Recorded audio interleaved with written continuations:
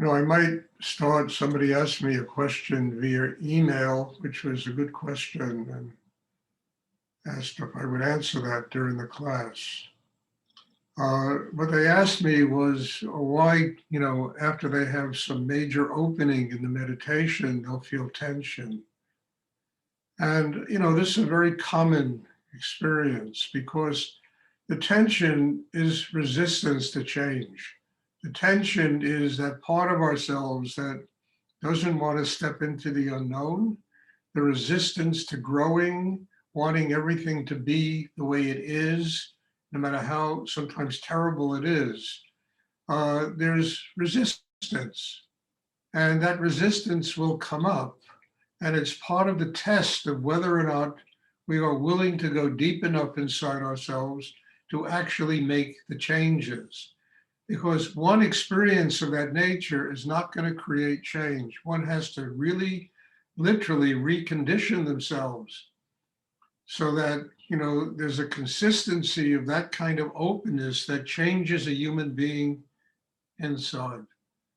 So if you experience that kind of resistance after some deep opening, understand it is just part of the psyche of a human being that, really creates situations that are make it very difficult for them to change. The work has to be continuous, it has to sustain itself. You have to literally recondition your inner life so that you can truly undergo profound changes. So, it's a very good question, and I think many of you probably experienced this.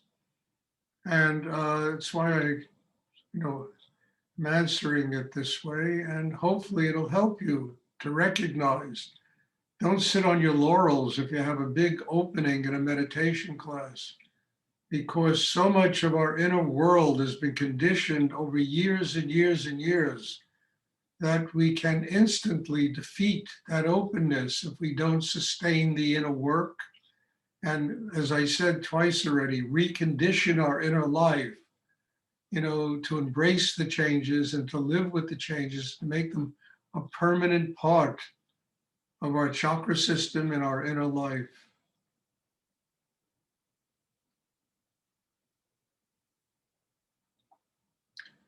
Does anyone else have a question they would like to ask?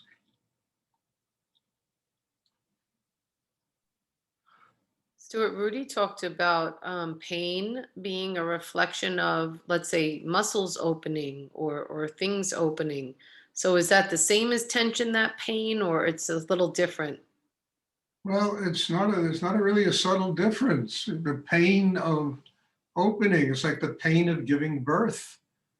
It has to do with letting go. And as I, spoke earlier, just a few minutes ago, it's about truly overcoming that resistance, and the resistance is what causes the pain.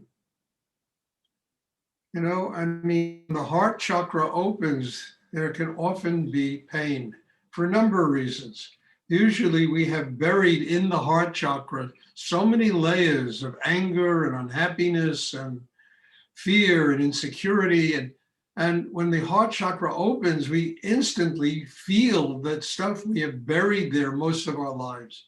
And there could be a lot of pain. There could be, oh my God, what's happening to me? I'm going crazy. It's not that you're going crazy. You're releasing these kind of demons that you've repressed inside your heart chakra. And they create all kinds of, angst and difficulty and pain. And it's just a matter of, again, reconditioning ourselves so the heart chakra remains open and we don't repress all of that negativity that's happened to us in our life in the heart center. So that's one. And also the pain of muscles separating, of, things that have been tight all our life suddenly separate. And there's that pain, it's just part of the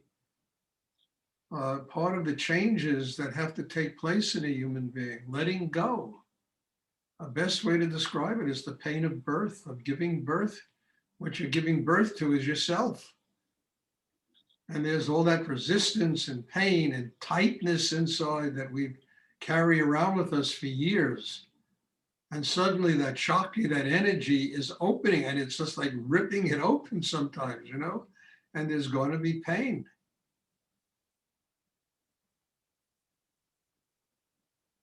I mean, look, I sat with Rudy for 6 years and I saw him go through so much pain of opening in himself. And I learned enormously about it. And when those things started happening to me, I had precedence. I wasn't afraid of it. I would let it happen. The pain didn't freak me out. You know, the demons that were let loose inside didn't freak me out. I knew where they were coming from.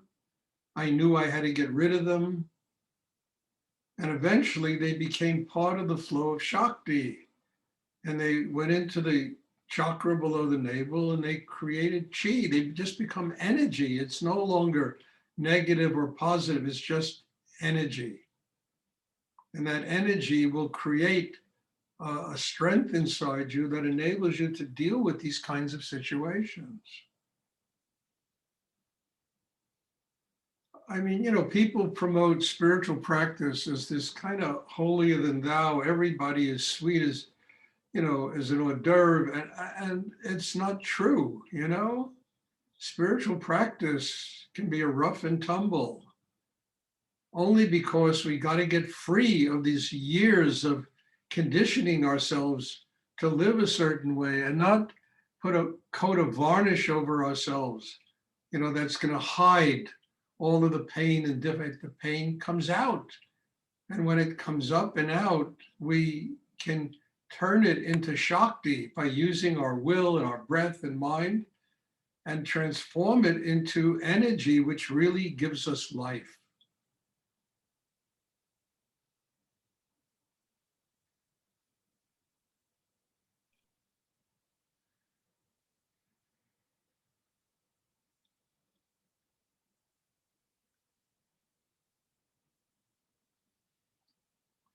Does anyone else have a question they would like to ask?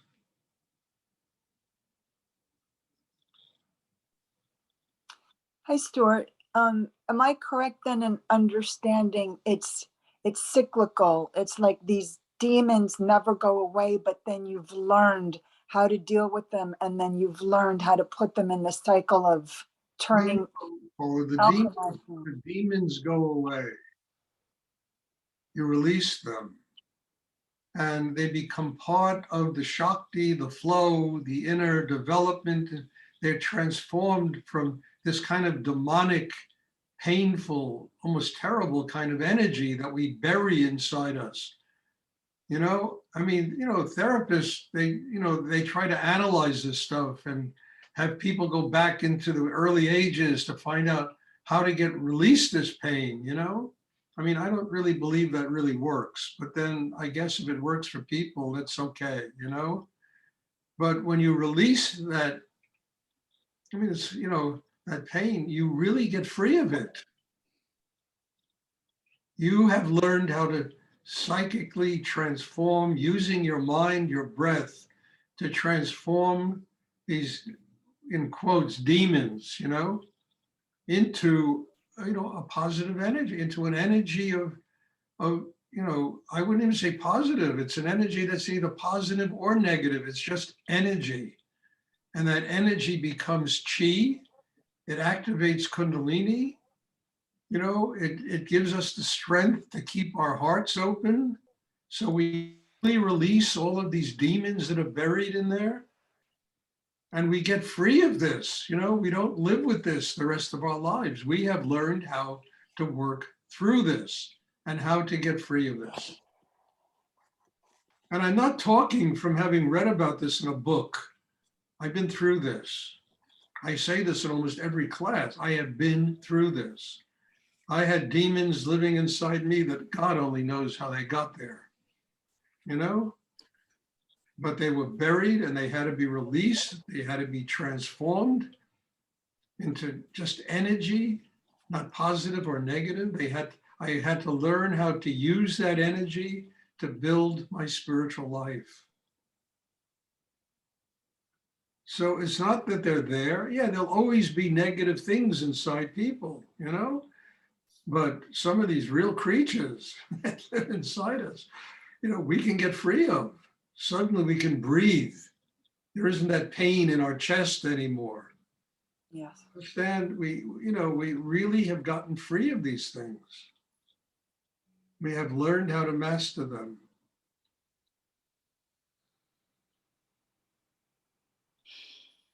Thank you, Stuart. You're welcome.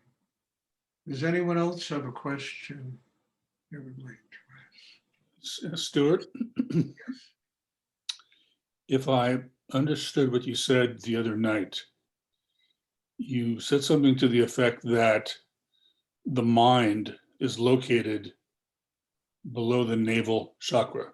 The mind isn't located there. You bring the focus of your attention there. That will discipline the mind to stay focused there. Understand? And once the mind is focused there, the mind is like an incredible surgical instrument that'll open the very core of your being, give you the strength then to keep the heart open, to keep the mind quiet, to receive knowledge, et cetera, et cetera. I repeat these things all the time. But the mind is in the head. And our job is to learn how to use the mind consciously instead of allowing ourselves to be used by the mind unconsciously. And what we do is we turn the focus of our attention into energy. It's no longer right or wrong, good or bad, some rationalizing of the word. It becomes just energy. And it's almost like a laser beam that will go right into the core of your being that will open that chakra. You're almost like doing surgery on yourself, using the mind to do that. And then what happens is we learn how to stay centered there by constantly doing this and again, conditioning ourselves to use the mind this way. We eventually get centered there and that chakra stays open. And there's quiet in our mind. We're receiving knowledge, wisdom from the universe. The third eye opens. We start seeing the world from an inner eye instead of seeing the world, you know, as a physical thing. We see it as a spiritual thing when you see the world with an inner eye. But we have to learn to master this. If we don't learn to master this, the mind literally takes over. And there's so much tension, there's so much conflict, there's so much that we have to deal with, neurosis and anxiety, and you know, all of this stuff that runs rampant in the human mind and creates a person who has a really difficult time living with himself or herself.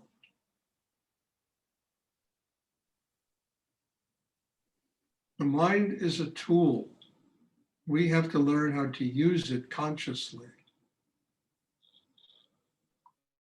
The breath is a tool. We have to learn how to use it consciously.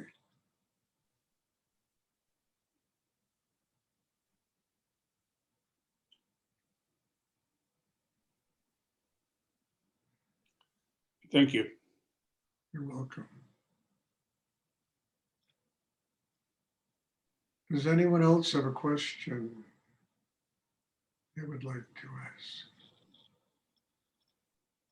All right, somebody also sent me an email today, which I don't know, somebody asked me about whether a discussion group can be created, you know, to go over, and look, this is not a favorite topic of mine.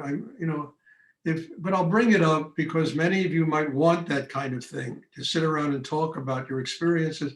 I don't think it's very beneficial for people to sit around and talk about their spiritual experiences.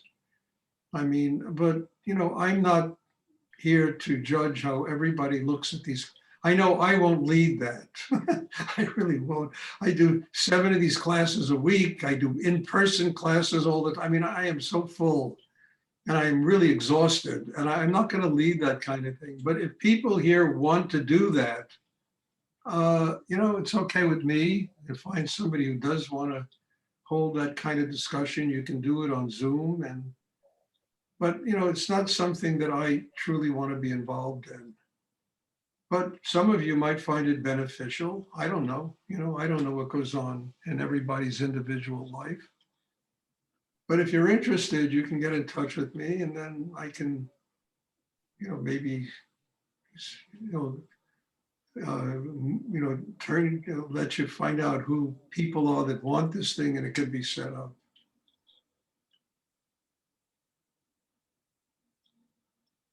I don't think it's a negative thing, but usually when people have discussions like that, I don't know, it gets very chaotic, but it doesn't have to be, and it could be beneficial to people, It kind of like spiritual group therapy,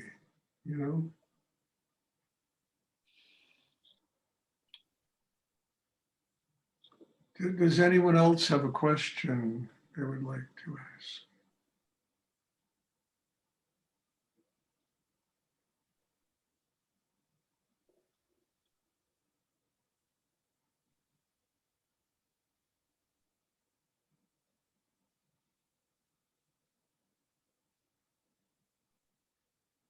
Christmas is coming in a couple of days. I wasn't raised in the, Christian faith, and I wasn't raised to observe Christmas, but it's always been a very special time of the year for me.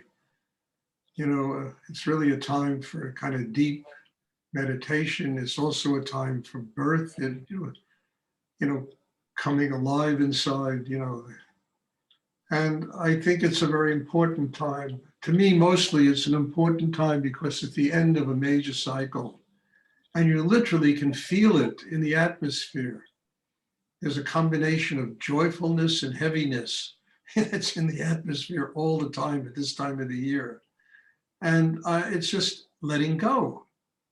I mean, Rudy always talked about on New Year's Eve, you should stand on a corner and just walk away from all the bullshit that happened to you in 2021 or when he was alive, And it's true. It's part of letting go, making resolutions, and which people probably almost never keep. I mean, you have to have a strong inner life to really keep resolutions. But it's a very major time of the year. And it's a time when we really have an opportunity to let go of the old and step into the new and embrace the new, embrace the change, embrace that whole energy that comes when a cycle comes to an end and something is being born. It's an incredible time of the year, mostly for this reason that we as people can truly, having a year of this work behind us, we can truly recondition our inner life so that we can step into the new us, the new world that we have created inside ourselves, and let go of that stuff, those demons that live in the heart, those energies that kind of torment people and keep them from ever being happy. It's that time of the year to do this, and you can feel it. You can literally taste it. It is so strong now. A combination of sweetness and pain, of letting go. So I think it's a time that we have to use everything we've learned in 2021, and God only knows what kind of a year this has been. I can't imagine it's been different for you than for me, because this has been one of the strongest years I've ever lived through. And I can't imagine it, the work that has gone into developing an inner life. I'm not going to leave it in 2021. I'm going to take it with me. I'm going to embrace the new. I'm going to open to everything God will send in this next year. And I'm going to use this time as a way of truly surrendering in such depth that it's going to be a new me. And I'm going to like that new me, because this year has been a really tough year. I'll tell you, it's been a very tough year. And look, I want to start in-person classes again. I'm waiting for this, the Om virus, the Om virus, to simmer down and stop its bullshit, and then we'll start the in-person. I really enjoyed having people coming here from all over the country. I really did, you know? And, you know, we went out, we had dinner, we had classes, at least 2 classes a day, at least on Mondays and Wednesdays, you know, and Fridays when I didn't have to do 2 Zoom classes. And I want to continue that. But right now there's concerns, you know, I mean, this thing is spreading like crazy. Well, they say it's not as strong as the other one. And people, you know, my daughter got it and she was sick for like mildly sick for 1 day, you know, and then it went away. She was tested negative today, thank God, you know. But it, you know, it's just, this will come to an end. It'll simmer down. And I want to continue these in-person classes. People are welcome to come here and do that. And I think it's a very major step towards getting people together and trying to, you know, not only do this on Zoom, but to do this in person as well. So anyway, God bless you all. Thank you. And I really deeply am grateful to have spent this year with most of you and to have truly, you know, learned so much. I have learned so much this year that I, you know, by doing these classes and sitting with all of you and what you have taught me about what I have to do to continue to grow spiritually. So bless you all. Thank you. There will be a class tomorrow night. It'll be the last class of the year. And I hope you all attend. I used to have a class, you know, on New Year's Eve, you know, but I'm not sure I'm going to be able to do it this time, you know, this year, but I used to have a class at Nick to bring in the new year with a meditation class. I did this every year for like 20 years. So God bless you all. Thank you. And I'm looking forward to seeing everybody tomorrow. Bless you. Thank you, Stuart. That's Thank brilliant. you very Thank much. you, Stuart. Thank Happy you, holidays. Stuart. If you do New Year's Eve, I would love that.